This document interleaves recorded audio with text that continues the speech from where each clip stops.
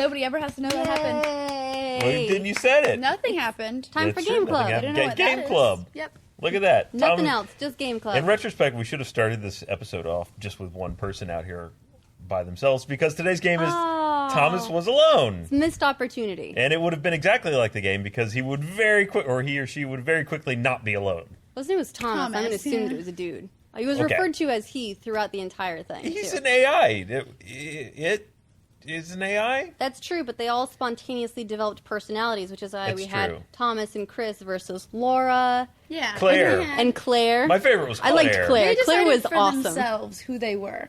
Self-determining. Just as Cortana decides for herself who she is, although she is actually Dr. Halsey, but still. Yeah, she's a brain. But she decides what she looks like. It's a new, whatever. She looks AIs like Dr. decide. Halsey. They make decisions, and that's what makes them superior to other forms of technology. Oh, right. Yes. Well, in this case, the AI in question is a rectangle. Yes. They're all rectangles or squares of some There's kind. occasional other quadrilaterals, all right?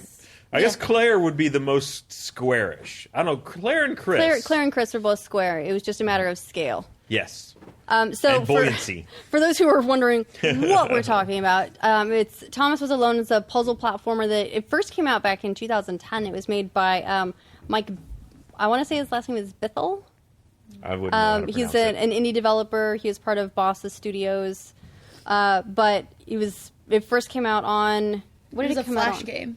Yeah, it was Flash. Yeah, it first came out Flash, and then it's come out sort of on everything else since. Between then to 2014. So it's been coming out for 4 years. That's impressive. And it's on everything now. You can get it on your phone, you can get it on mobile, you can get it on iOS, you can get it on Windows, Xbox OS One, 10, Windows, Steam. PS3, Vita, Linux, iOS, Android, Xbox One, PS4, Wii U. So really, no matter what platform you got, you can totally play this game, which is great because it's awesome. Mm-hmm. It is a really cute little platformer. Cute, yeah. This is a game that I didn't play for a really long time. I didn't know what it was, but the name implied something more akin to Limbo.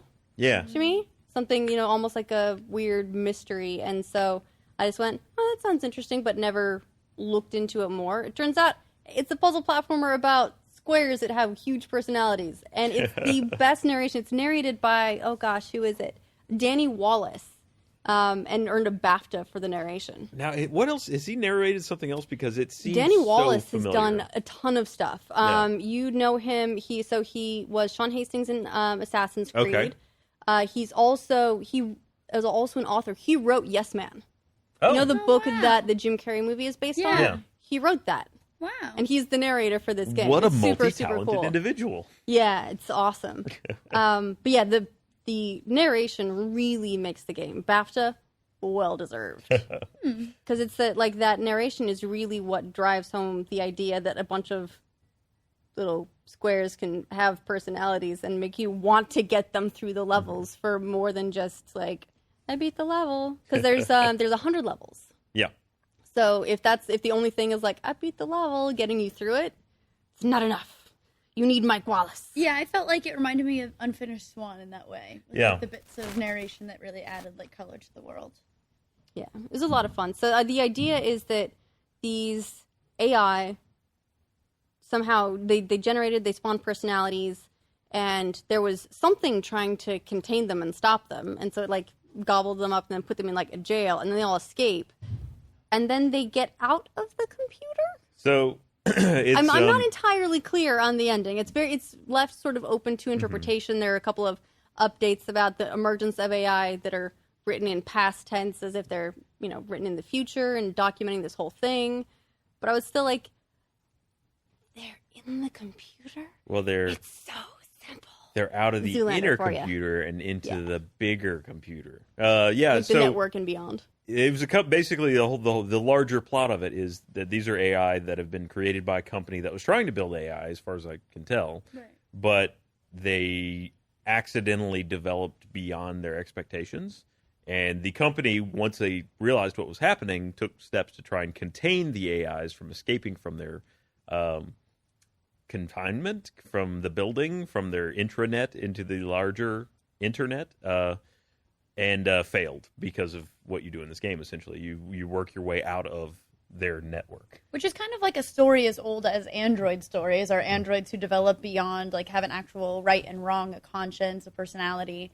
They just announced Detroit, which is a game where Kara is an AI who develops a personality, and then they try to dismantle her in the short, and then they decide to let her live. So it's a sort of like the same sort of story, but the thing that makes it so interesting is the way it's told with these shapes for characters. They each have different traits. That's really I guess we've overlooked saying that is each of the characters, the fundamental AI that you start with, which there are 6, I believe. There's Thomas, 6? Chris. Well, there's all of Team Jump.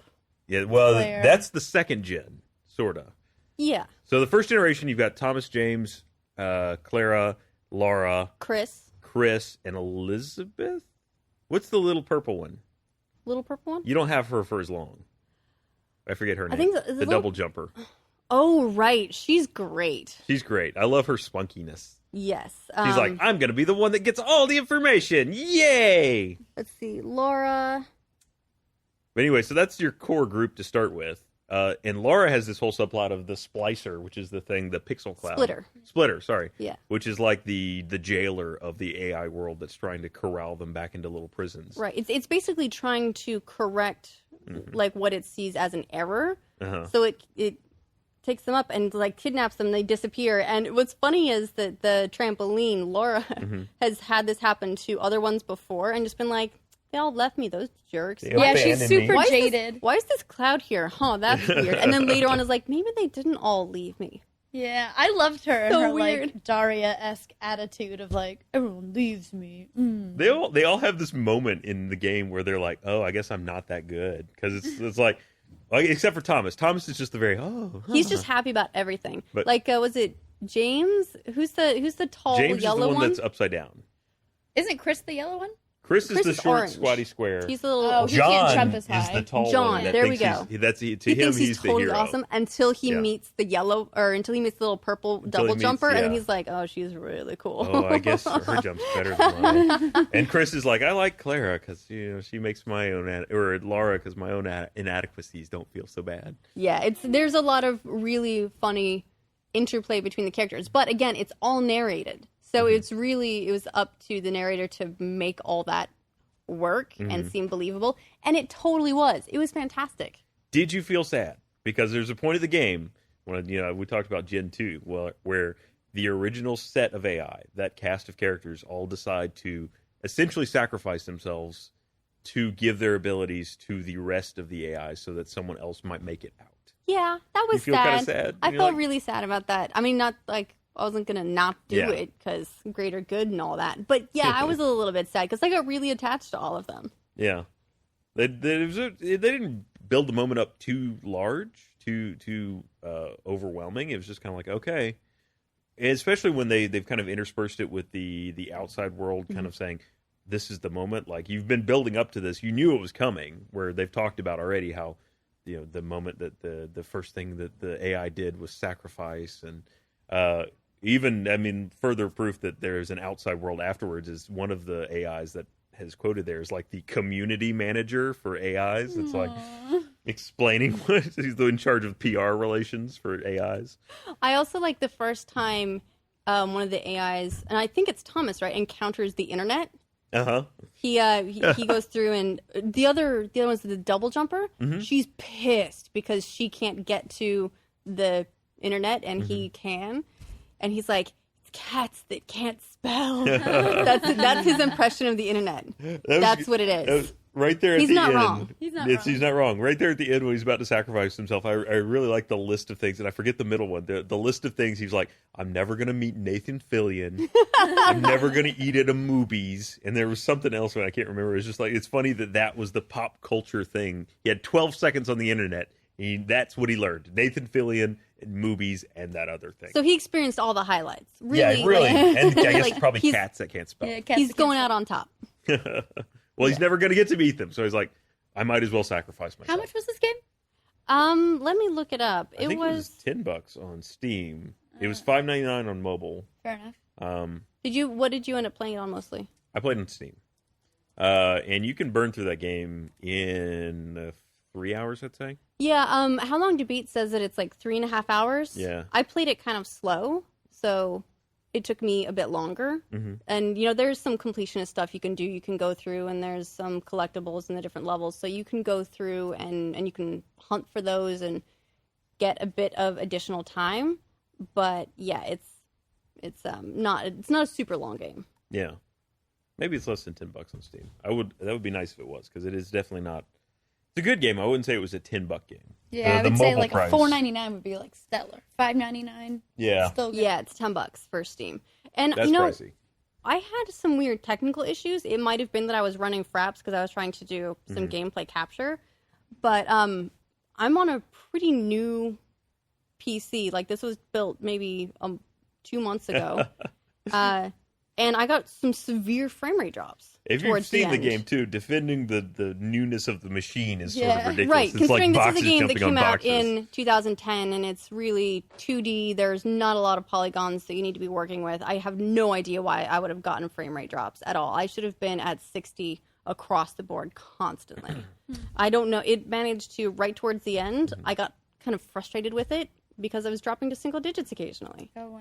I never had that issue, That but I should did not have happen. occasional control issues where it's like I'd hit jump and nothing would happen, and I'd fall, and that would be really Yeah. annoying. Or you'd stick to the wall. I got stuck in a Yes. lot of walls. Yeah. That's frustrating, especially when you're trying to platform up to something. Yeah. Did you play keyboard or mouse or controller? Controller. I played controller too. Keyboards. How is it on keyboard and mouse? I didn't feel like it was that difficult. Like, I felt like it was... I almost feel like it was optimized for that. I almost never play in a controller if I'm playing on PC. I always opt for keyboard and mouse, so I felt like it was fine. Oh, great. Yeah. So that was Thomas Was Alone. Great game. But yeah, wait for it on sale or maybe get the mobile version. Yeah, You know, $10 is a bit steep for it, especially after this many years. yeah. But fantastic game. Yeah. Want to see what our next game is? Let's do it. Let's do it. I meant to add one. Bring out the cylinder. Oh, look, my sunglasses are on there. Hi, sunglasses. Who wants to do it? Ta-da! Oh, Meg's got it. My arm was asleep from lounging so hard. That's the price of comfort. Not I feel being really able to feel. comfortable. I'm at the low end. Like, I sink further into this thing every day. I feel like this one's all plushy. We are playing a community suggestion, The Stanley Parable. The Yeah, Stanley we can do that. Parable, wow. People have been suggesting that one for ages. So that's the standalone that was based off the Half-Life mod. That's basically a love letter to game design and narrative. Yeah, it's a very unusual game. And I've only gone one path through it. Apparently there are multiple, Oh, there are so many different endings. So I'll have to try and find a few more different ones to go through. Is it just Steam? Let me look that up. It might be. Let's see.